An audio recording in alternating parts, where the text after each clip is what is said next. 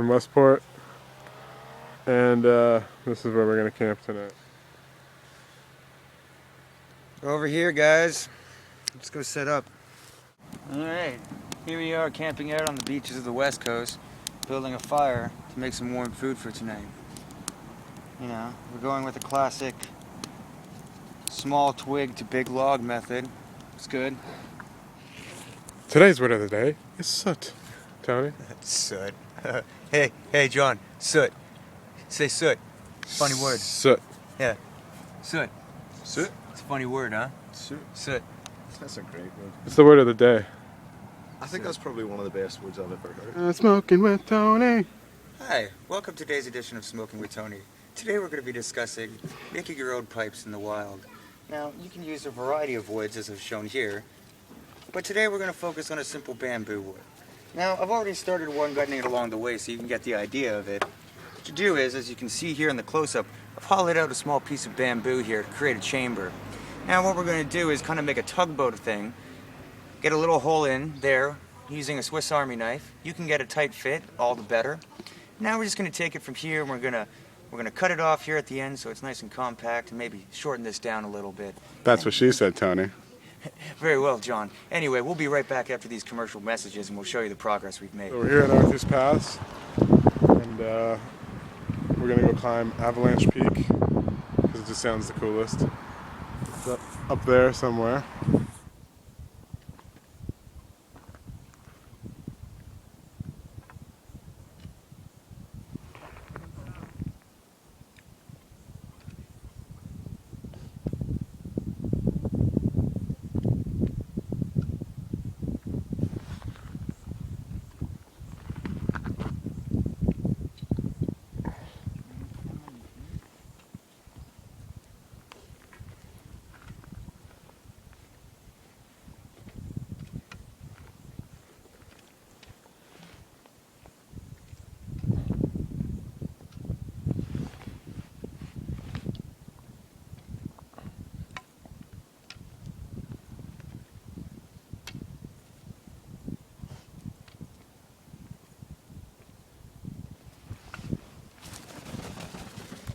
Oh, they're back.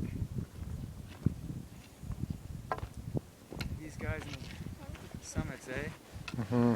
Summit Eagle. Yep. Yeah.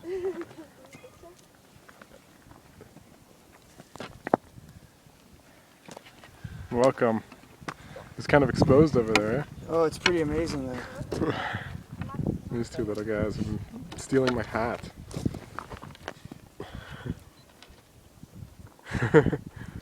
Welcome. Thank you. Did it. Yeah. Made it. Can't believe it. Oh, I can't believe we got up here. Oh, it was hard. Holy shit.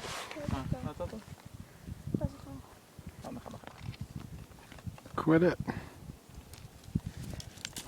Oh, he's after that. Crumbs. Yeah. Avalanche Peak. Somewhere in those clouds. Hey there, welcome back to Woodworking with Tony. We finished making our bamboo pipe now, and we're going to show you the finished product. Over to you, John. Oh, hi. There's the finished product. Whittled by Tony. I don't know a lot of the details, I just smoke it.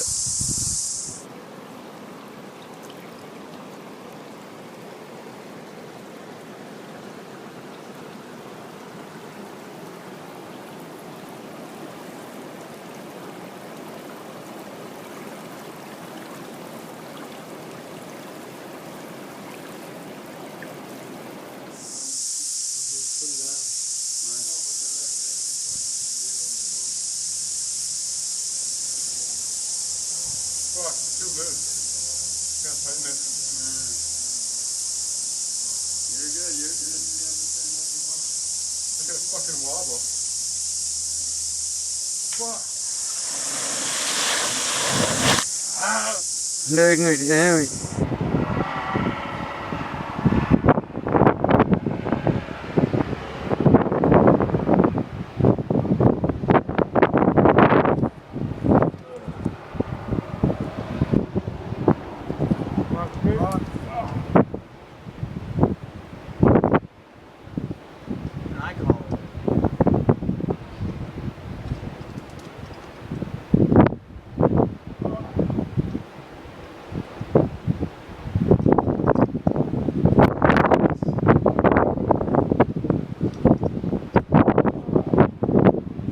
Cooking with John Askew. Hey, what's going on? I'm cooking here today. My name is Jonathan Askew. Welcome. We're in the middle of service. Hi, my name is John Askew. What were we doing? Hello, I'm John Askew. Sorry, I'm John Askew. On today's Cooking with John segment, we're cooking on the hood of the car, under the mountains, and we're having lamb sausage. Today, what we're doing is... What are we doing? Bangers and mash. Bangers and mash. Which explains the weird accent I'm doing right now. So what we're doing right here, we've got our bangers, of course lamb, and right here is our mash. Being as we're in New Zealand and all, we put kumara in it. So just a little bit of kumara, potatoes, a big wad of butter, and we're away laughing, yeah? Right here, just a little bit of mushrooms. We got some mushrooms we found in the woods, and we need to cook them off, yeah? It doesn't matter if I'm drunk, I've still cooked magnificently. Okay, so today on the menu is a grilled cheese sandwich. A lot of inspiration comes from this, especially from my childhood. Oh, we're going to put salami in the grilled cheese sandwich. It's going to be quite a... Why did I start talking like that? Anyway, I guess we've been sort of having fun today in the Valley of Wine. So, sorry. What we want to do is butter... butter the bread and put cheese and salami on it. And that's it.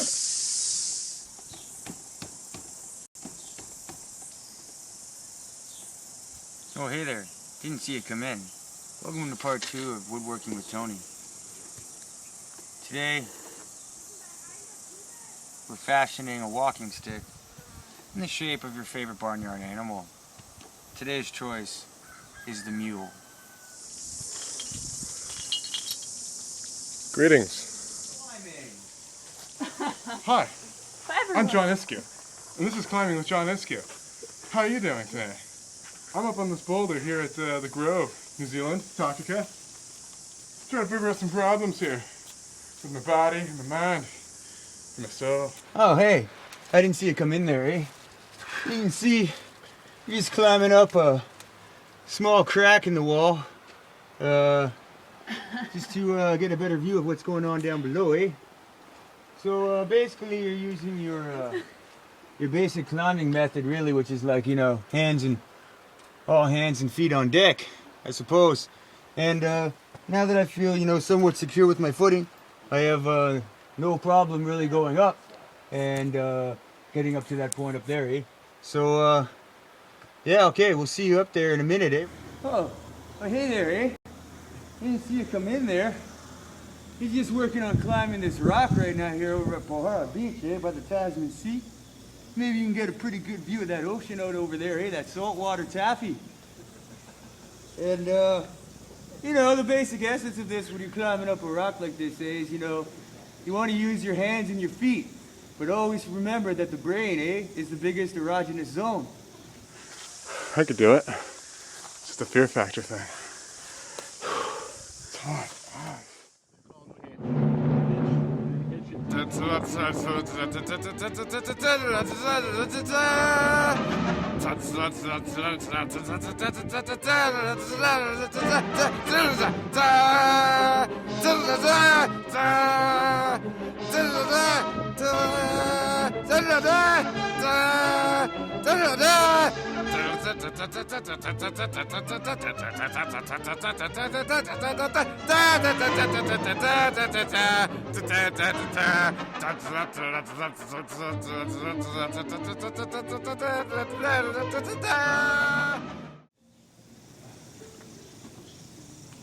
Okay, here we are at the top.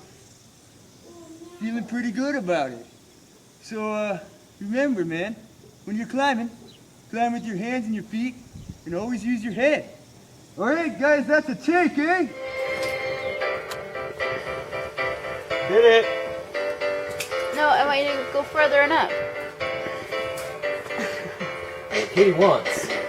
Katie gets. Sometimes. When you climb, So cool. you lower down. And today, very special edition, we have Tony on the grill today. What do we have today? Yes, cheers. Well, we're doing a variation on a classic Canadian breakfast here. What we have is toad in the hole. I've also heard it referred to as egg in the hole, but it's quite all right. Whatever you prefer to call it, totally acceptable. Yes, my father used to make this for me on Sunday mornings with my sisters. We really enjoyed it. It's a great way to start off the day. And what we're doing is we've got some Vogel's bread from the shop, chopped it up in a cereal hot pan with some chorizo, slapped some butter in there, and we're cooking the egg in the hole. It's some kind of bread basket to contain it, all in lovely yolks. And it really is a self-contained breakfast of sorts. Now, where did the toad in the hole really originate, Harry? Oh, there are many stories about where the toad in the hole came from. No one can really know for certain. We have heard that it comes back from the war effort, yes, but others say no.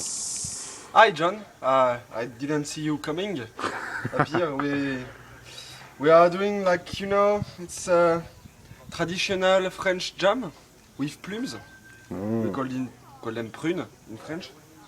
So the thing you want to do is just take your old plums down from the garden and put them in the jam and with sugar. So you just put a lot of sugar, and then you just recover your French accent by the same way, like that, sorry.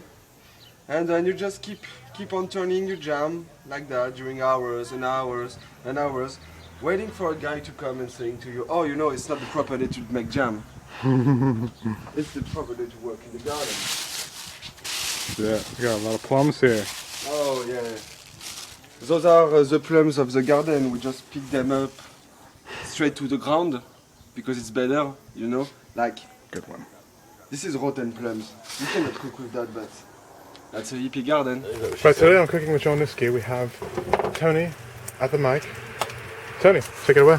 Oh yes, so what we're doing here is, making a little bit of a French toast with a croissant, because that's probably what they eat there more often than anything else, really. And I thought, I was thinking croissant, French, yeah, what else? French toast. Okay, my mind works that way, yeah?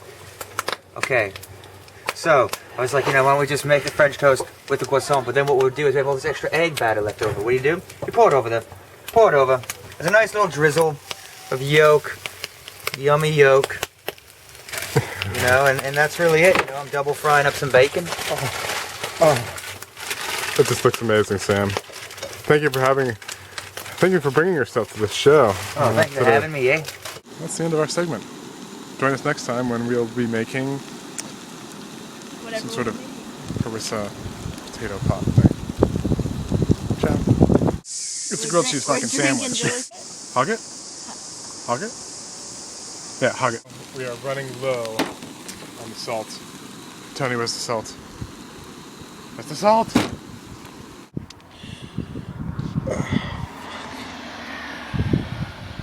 Shitty. Oh shit. I'm wet.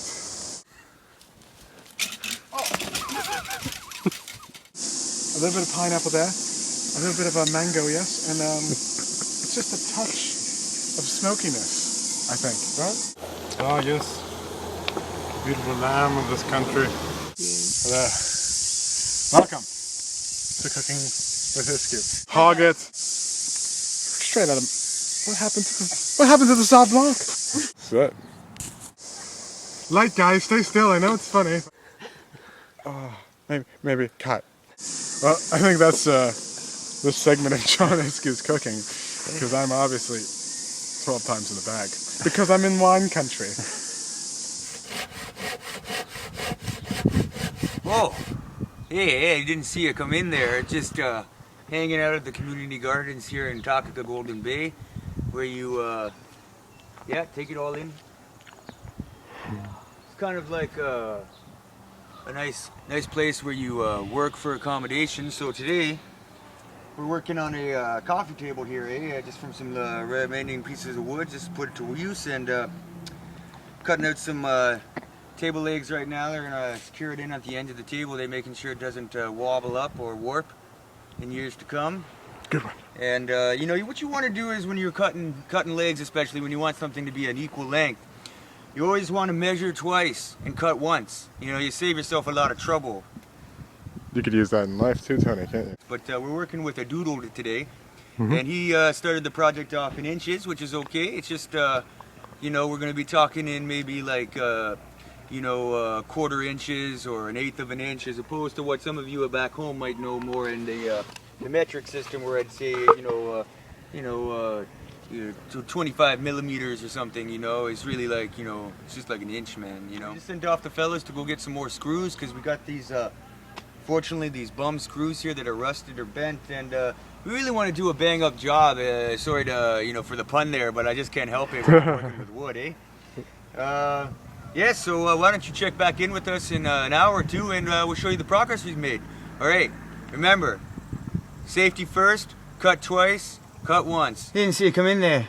As you can see, we're just helping back out and back in the out the back. All I have is this eye touch and a dream of making a good video that I could watch over and over again and laugh my ass off when I get drunk at home, you know what I'm saying? I love my ice cream. I never eat ice cream back home, but I can't seem to get enough of it here. Maybe it's because we don't have as much pot. You said you wanted it all off. No. Growing pack! Are you filming this? It's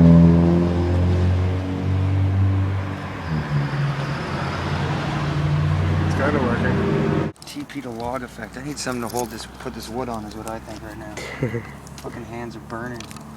So I'm just here to ask you, what everyone in New Zealand's asking, why are you doing this?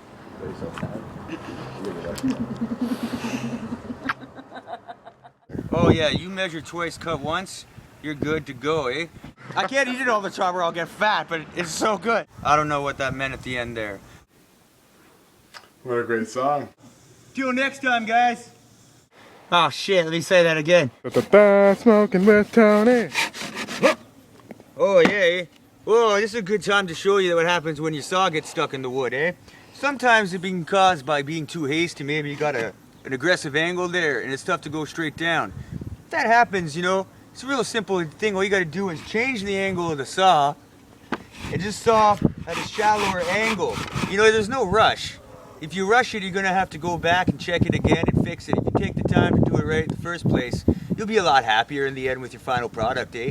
Okay, back to it, eh? Oh yeah! Drop! Yeah! Oh shit! Ow! Oh, hey there, eh? Welcome back to another edition of Woodworking with Tony. This is the table I was talking about the other day that we were working on. As you can see, we've got the basic structure laid out, and now we're just carving out some, you know, you really want to make it your own, you know, put your own stamp on something like this. Just carving out a little ornamental design here, just to really put our stamp on it. We got Alec here working with us, you know, special guest for today. He's working on the North Arrow over there. And I'm just carving out a moon over here on this end, eh? It's a little tricky, but if you're patient with it, like all things, you know, you'll get a good product in the end. Yeah, no doubt about it. So Alec, what are you doing over there? Well, you see here, I'm using a rock for extra hippie points when you're chiseling anything. I'm using the flat edge, which is basically trying to carve out one side. And you can see the French connection touch. We got a nice texture on this side. We're going to carve this one out. It's basically just going to be a really awesome US-Canadian connection French table we got here. Yes, of course, you know, because if you want a proper table, you need to carve it in your own way, like you said, my, That's right. Your own my way. Canadian friend. That's it. You gotta do it yourself, eh? It feels better that way. You know, you might buy a table, like you might just be like, go down to the local IKEA or something, be like, maybe you throw it out, eh? But no one's gonna throw this table out, eh? So we made it.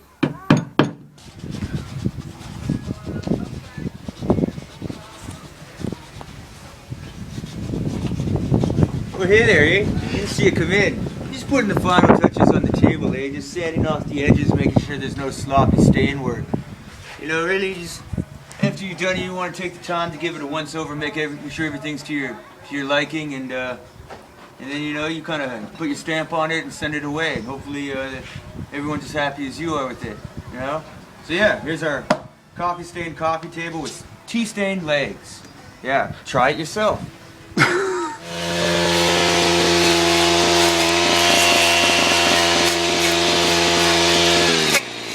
Hey there, eh?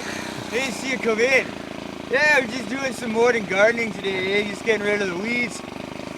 We're gonna put down a winter crop of some green beans, and then there's gonna be a pumpkin patch come spring. You know, the kids gotta have pumpkins carved come autumn, eh? And the only way that's gonna happen is if we put in the work now for the children, eh? So yeah, she's just prepping the land, eh? We're gonna carry on this tall grass over here, and then we're gonna rake it up and put down some new crop for the winter time, eh? That's really about all we got going on for the moment, but y'all check in back later and we'll see what we got going on. All right, eh? Till next time. All right, take me down, eh?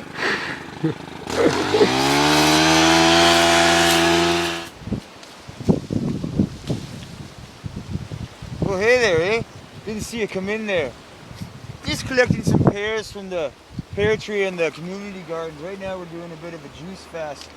Some of us are being a little more diligent than others, but all of our hearts are in the right place, eh?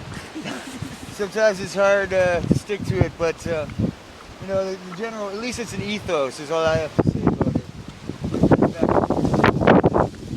Oh, it's pretty cool. It's pretty cool, you know, picking your own food, eh? You know, like it's going right from the tree to you, eh? It was a big gust of wind we got there, eh, Tony? Well, it's been a pretty blustery day today. Today's the autumnal equinox, eh? You can really feel the winterly winds rolling in, getting ready to settle in on the island. But that's okay. Autumn is also a time to harvest and reap what you sow, or what other people have sown. Okay. Well, back to it. Until next time, guys. Remember, measure twice, cut once.